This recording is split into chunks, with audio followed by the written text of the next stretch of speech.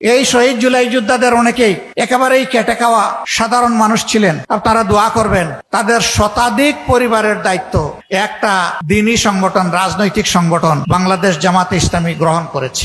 মাসের 1 তারিখ তাদের দেওয়া অ্যাকাউন্ট অনুযায়ী তাদের অভিভাবক জীবনে বেঁচে থাকা অবস্থায় যে রুজি হতো তার চাইতে সামান্য আরো একটু যোগ করে তাদের অ্যাকাউন্টে 1 তারিখ সেটা পাঠিয়ে দেওয়া হয়। পাঠিয়ে দিয়েও আমরা বসে থাকি না, আবার ফোন করে ফলো আপ নেই 1 তারিখে আপনাদের হাতে পৌঁছেছে কিনা। কোনো মাসে 1 তারিখে যদি দেখি আমরা আশঙ্কা তার আগের দিন পাঠিয়ে দেওয়ার চেষ্টা করি।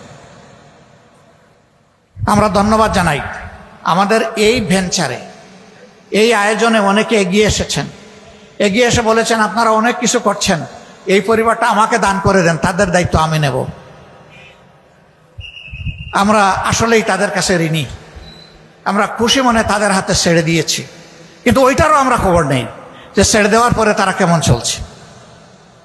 নারায়ণগঞ্জের সাইনবোর্ড এলাকায় সুমাইয়া নামের এক বোন, সে বারান্দায় দাঁড়িয়ে 4 তারিখ দৃশ্য দেখছিল কি হয়। ঠিক এই অবস্থায় আকাশ থেকে গুলি এসে তাকে এফুড় ওফুড় করে, কুলে 2.5 মাসের বাচ্চা ছিল, বাচ্চা ছিটকে পড়ে গেছে, মা সাথে সাথে দুনিয়া থেকে চলে গেছে। সুমাইয়ার মেয়ে সুবাইতা, আমি তাকে দেখে খুবই খারাপ লাগলো। আমি বললাম যে এই মেয়েটা আমাদেরকে দান করে দেন। পরিবারের সদস্যরা বললো আমরা শান্তিতে থাকবো যদি এই মেয়েকে আপনাদের কাছে দান করে দিতে পারি। আলহামদুলিল্লাহ, তারা দান করে দিল। ঢাকার এক বিশিষ্ট শিল্পপতি, আল্লাহ যাকে ছেলে মেয়ে কিছুই দেননি, তিনি খবর পেলেন, তিনি ওই পরিবারে ছুটে গেলেন, মেয়েটা নিতে চাইলেন। তারা বলল এ মেয়ের মালিক আমরা নই, এ মেয়ের অভিভাবক জামাতে ইসলামী, এইটা দেওয়া না দেওয়া তাদের ব্যাপার। তিনি আমার কাছে ছুটে আসলেন। আমি তাকে বললাম আমি আপনার পক্ষে উকালতি করতে পারি, কিন্তু তাদের ইচ্ছার বিরুদ্ধে আমি কিছু করতে পারবো না। আমি দরদ নিয়ে দায়িত্ব নিয়ে আপনার কথা বলবো, যদি তারা গ্রহণ করে আমার আপত্তি নাই। আমি যখন তাদেরকে বললাম তখন বলল যে আমাদের এই অবুঝ বাচ্চার জন্য আপনাদের কুলটাকেই আমরা নিরাপদ মনে করছি, আমাদের শিল্পপতি হওয়ার দরকার নেই। রিয়েলি এরা আমাদেরকে ঋণী করেছেন। এরপরেই চলে আসলো বন্যা, আমরা ফিরে তাকালাম না কোনো দিকে, সবার আগে চলে গেলাম সেখানে। ফেনীর পানিতে নেমে আমরা চিৎকার দিয়ে বললাম বাংলাদেশের জনগণকে যাদের সামর্থ্য আছে ছুটে আসুন, পাশে দাঁড়ান, সেবা করুন, মানুষের দোয়া গ্রহণ করুন। আলহামদুলিল্লাহ, শুধু আমাদের দাওয়াতে গেছে এটা আমি বলবো না, কিন্তু আমরা আওয়াজ দিয়েছি সবার আগে। মানুষ ঝাঁকে ঝাঁকে সেখানে গিয়ে পড়লো, আমরাও আমাদের সামর্থ্য অনুযায়ী মানুষের পাশে থাকলাম। এরপরে আমরা খেয়াল করলাম জুলাই যুদ্ধে যারা আহত তাদের ব্যাপারটা কি হবে। আমরা তাদের দিকে আমাদের সামর্থ্য অনুযায়ী চেষ্টা করেছি। এই জায়গায় লক্ষ্য করুন, আমরা বড় একটা সমাবেশ ঢাকায় চাইলে করতে পারতাম, কিন্তু আমরা করিনি। কারণ তখন মানুষকে দেখানো আমাদের কোনো উদ্দেশ্য ছিল না। এই বিপ্লবের ক্রেডিট দাবি করার কোনো উদ্দেশ্য আগেও ছিল না, এখনো নাই। আমরা গভীরভাবে বিশ্বাস করি এটি আল্লাহ তাআলার একান্ত মেহেরবানিতে এই পরিবর্তন হয়েছে। আর এর জমিনের দায়িত্ব এবং এই জমিনের কৃতিত্ব হচ্ছে বাংলাদেশের 18 কোটি মানুষের। আমরা এখানে কাউকে কোনো মাস্টার মাইন্ড মানি না এবং নিজেদেরকেও মাস্টার মাইন্ড দাবি করি না। যদি একজনকে আমরা মাস্টার মাইন্ড বলি তাহলে বাকি সবাইকে আন্ডার মাইন্ড করতে হয়, আমরা তা করব না। আমরা সবাইকে সম্মান করি। 10 মাসের শিশু কুলে নিয়ে যে মা উত্তরার রাস্তায় সেদিন নেমে পড়েছিলেন, তাকে থেকে শুরু করে 82 বছরের বৃদ্ধ পর্যন্ত রাস্তায় এসে যারা প্রতিবাদ করেছেন, এই লড়াইকে জোরদার করেছেন, ফ্যাসিবাদের পতন নিশ্চিত করেছেন, আমরা মনে করি তারা সকলেই মাস্টার মাইন্ড। আমরা এভাবেই বাংলাদেশের জনগণকে অভিনন্দন জানাই। এই সংগঠনের কোনো দায়িত্বশীল নেতা দেশ ছেড়ে পালাননি। বহু বিপদ এসেছে, চোখের সামনে ফাঁসির রশি দেখার পরেও আমাদের শ্রদ্ধেয় নেতা মীর কাসেম আলী আমেরিকা থেকে বাংলাদেশে চলে এসেছিলেন। তাকে বলা হয়েছিল don't come back to Bangladesh. তিনি বলেছিলেন কেন? বলছে যে আপনার নেতৃবৃন্দের প্রতি যা হচ্ছে আপনার প্রতি তাই হবে, কোনো ব্যতিক্রম হবে না। তিনি বলছিলেন ইনশাআল্লাহ আই উইল ফেস। আমি সত্যের উপর, সত্যের পাটাতনের উপর দাঁড়িয়ে আমি মিথ্যার প্রতিবাদ করব ইনশাআল্লাহ। তাতে যদি আমার জীবন যায় যাবে, আমার দেশে যাবে। আমি পালিয়ে চুরের মতো বিদেশের মাটিতে থাকবো না। তিনি ফাঁসির রশিকে চোখের সামনে দেখেও চলে এসেছিলেন এবং সত্যি হাসতে হাসতে সেই ফাঁসির রশিকেও তিনি বরণ করেছেন। কেন তাহলে আমরা দেশ ছাড়ি না? কেন বিদেশ গেলেও চলে আসি ঝুঁকি নিয়ে? দুটি কারণ। নাম্বার ওয়ান, আমরা এই দেশকে, দেশের মানুষকে ভালোবাসি, সুতরাং এই মানুষ ছেড়ে আমরা কোথাও গিয়ে শান্তি পাই না। নাম্বার টু, আমরা যেহেতু চুরি চামারি করি না, এই জন্য আমাদের লোকদের কোনো বেগম পাড়া নাই, থাকবে কোথায়? এই জন্যেই ঠিকানা আমাদের একটাই, আলহামদুলিল্লাহ, এটা আল্লাহ তাআলার জন্ম দেওয়া বাংলাদেশ। এই বাংলাদেশকে নিয়ে আমরা গর্ব করি, এই বাংলাদেশকে নিয়েই আমরা বাঁচতে চাই। আল্লাহ তাআলার কাছে আমরা সাহায্য চাই, এদেশের আপামর জনসার সাথে আমরা যেন মর্যাদার সাথে এই বাংলাদেশে বসবাস করতে পারি। শুধু বাংলাদেশ জামাতে ইসলামী আরামে থাকলে আমরা শান্তি পাব না, আর আরামে থাকার কোনো সুযোগও নাই। থাকতে হলে গোটা সমাজকে নিয়েই থাকতে হবে। এই জন্যে আমরা পরিষ্কার বলেছি, আমরা একটা সংগঠনের সহকর্মীদেরকে, এত মজলুম সহকর্মী কি তাণ্ডব গিয়েছে আমাদের উপর দিয়ে, আপনারা তার সাক্ষী। কোনো বক্তা আমার সামনেই সেই কথাগুলো বলেছেন, এই জন্য আমি এটার আর পুনরাবৃত্তি করতে যাচ্ছি না। কিন্তু 5 আগস্টের পরে আপনারা কি দেখলেন? যে বাংলাদেশ জামাতে ইসলামী তার 11 জন শীর্ষ নেতাকে হারিয়েছে, যে বাংলাদেশ জামাতে ইসলামীর প্রত্যেকটি কার্যালয় 3.5 বছর সিলগালা করে রাখা হয়েছিল, যেই বাংলাদেশ জামাতে ইসলামীর নিবন্ধন এবং প্রতীক কেড়ে নেওয়া হয়েছিল, যেই বাংলাদেশ জামাতে ইসলামীর শত শত কর্মীকে খুন করা হয়েছে, অসংখ্য কর্মীকে গুম করা হয়েছে, শেষ পর্যন্ত দিশাহারা হয়ে যে বাংলাদেশ জামাতে ইসলামীকে নিষিদ্ধ ঘোষণা হয়েছে, এর সাথে ইসলামী ছাত্র শিবির সহ আমাদের সকল সংগঠন।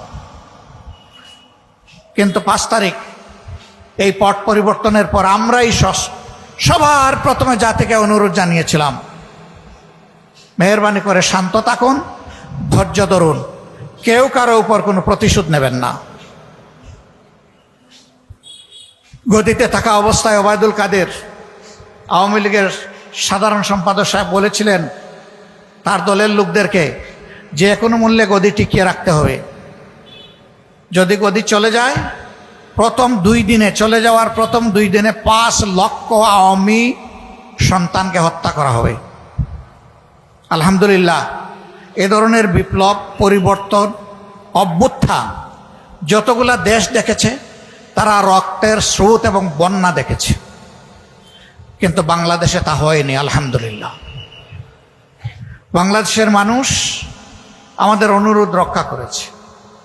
এর পাশাপাশি শুধু অনুরোধে কথায় চিড়া ভিজে না, পানি অথবা দুধ দিতে হয়।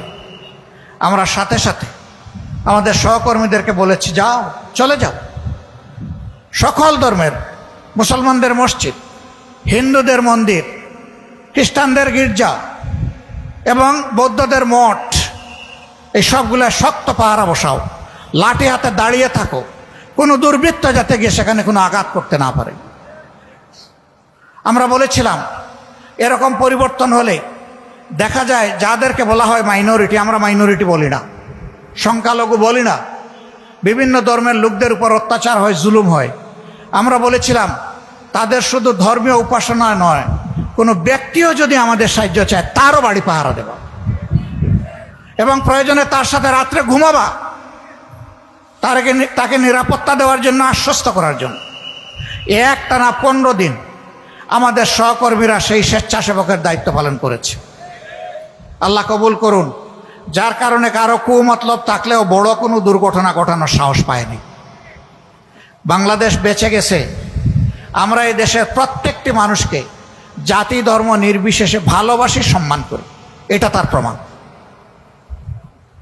এরপরে বিভিন্ন ধর্মের নেতারা তাদেরকে নিয়ে বসেছে, তারা বলেছেন ইউ হ্যাভ ডান এনাফ, আপনারা আমাদের জন্য অনেক করেছেন, এখন আপনাদের ভলান্টিয়ারদেরকে বিশ্রামে নেন।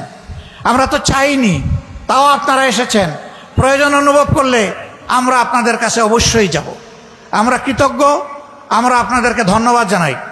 আমরা বলেছিলাম বক্তব্যের প্রথম অংশ ঠিক আছে, শেষটা মানলাম না, এখানে কৃতজ্ঞতার কিছু নেই, ধন্যবাদ জানানোরও কিছু নেই, এটি আমাদের নৈতিক দায়িত্ব ছিল। এই দায়িত্ব পালনে যদি আমাদের কোনো ভুল হয় আমাদেরকে ক্ষমা করবেন। তারা অনেকে কেঁদে দিয়েছে যে আমরা এতটা আপনাদের কাছে আশা করিনি। আমরা সরকারের সাথে এরপরে বসেছি, বলেছি তারা আমাদেরকে ক্লিয়ারেন্স দিয়েছেন, আমরা এখন ঘরে যেতে পারি, আপনারা কি বলেন? তারাও একই কথা বলেছেন, হ্যাঁ আমরা দেখেছি, সরকার আপনাদের কাছে কৃতজ্ঞ। আমরা বলেছি না, এটি সরকারের দেশ নয়, এটি জনগণের দেশ। জনগণের পক্ষে জনগণ হয়ে আমরা দায়িত্ব পালন করেছি, অতএব এখানেও কৃতজ্ঞতার কিছু নেই, এটি আমাদের দায়িত্ব। সম্মানিত ভাইয়েরা, এরপরে এসেছে দুর্গাপূজা। আমরা সব জায়গায় বলে দিয়েছি, আগের মতোই যাও, তাদেরকে আশ্বস্ত করো, পাশে থাকো এবং শক্তি যোগাও, সাহস যোগাও। ইতিহাসের সবচেয়ে ভালো দুর্গাপূজা যেন তারা শান্তির সাথে এবার করতে পারে। তারা করুক, এটা তাদের ধর্ম, আমরা তো পূজা করব না। তাদেরকে তাদের কাজ করতে দাও, নিরাপদে যাতে করতে পারে। আলহামদুলিল্লাহ, সেই কাজটা অত্যন্ত শান্তিপূর্ণভাবে, গাছের একটা পাতাও পড়ে নাই, বলতে হবে সেই রকম শান্তিপূর্ণভাবে এবার পালিত হয়েছে। জামাতে ইসলামী সরকারে যায়নি, সরকারের অংশ নয়, একটা দায়িত্বশীল রাজনৈতিক সংগঠন, দ্বীনি সংগঠন। এই জায়গা থেকে যেটুকু আমাদের পক্ষে করণীয় সেটা আমরা করার চেষ্টা করছি। জুলাই যুদ্ধে যারা শহীদ হয়েছে, প্রতিটি শহীদের ঘরে আমরা সাথে সাথে পৌঁছে যাওয়ার চেষ্টা করেছি, পরিবারকে সান্ত্বনা দিয়েছি, তাদের জন্য দোয়া করেছি, তাদের কাছে দোয়া চেয়েছি, তাদেরকে আশ্বস্ত করেছি এখন থেকে আমরাও আপনাদের পরিবারের সদস্য এবং আমরা আপনাদের সাথে আছি, ইনশাল্লাহ আমরা আপনাদের সাথে থাকব। যারাই যখন দেশের দায়িত্বে গিয়েছেন দেশ পরিচালনার জন্যে, তারা প্রথমে চিন্তা করেছেন আমার সুবিধাটা কোথায়, এরপরে চিন্তা করেছেন আমার দলের সুবিধা কোথায়। এই দুই সুবিধা মিটাতে গিয়ে তারা হাঁপিয়ে উঠছেন। এরপরে জনগণের দিকে আসলেই ভালো করে ফিরে তাকানোর তারা সময় পাননি। এই প্রত্যেকটা মানুষ বড় ভাগ্যবান ভাই, আমি তার ব্যতিক্রম। সবার নিজের বাড়ির চাইতে শ্বশুর বাড়ি ধনী, তবে ইলেকশনের আগে নয়, বিজয়ী হওয়ার আগে নয়। বিজয়ী হওয়ার আগে হয়তো বা গরিব অথবা সমকক্ষ, কিন্তু বিজয়ী হয়ে গেলে এই শ্বশুর বাড়ির ধন রাতারাতি বাড়তে থাকে। তার কারণ মনে মনে ভয় পায়, আমার অ্যাকাউন্টে যদি টাকা ঢুকে দুদক হয়তো আমার ঘরে একদিন চলে আসবে, কিন্তু যদি শ্বশুর শাশুড়ি শালা শালীর নামে পোস্টিং হয়ে যায়, শালার বোন নামে যদি জমা থাকে, তাইলে আশা করি দুদক সেখানে পৌঁছবে না। কিন্তু কপাল মন্দ থাকলে দুদক সব জায়গায় চলে যায়। এরা দুদককে ভয় করে। এই জায়গায় যদি তারা আল্লাহ তাআলাকে ভয় করতো, তাইলে জনগণের সম্পদে তারা হাত দিতে পারতেন না।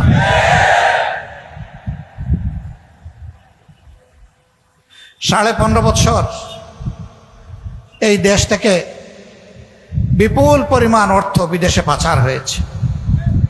বাংলাদেশ ব্যাংকের হিসাব মতো এর পরিমাণ হচ্ছে 26,58,000 কোটি টাকা, বাংলাদেশের বার্ষিক বাজেটের 5 গুণ।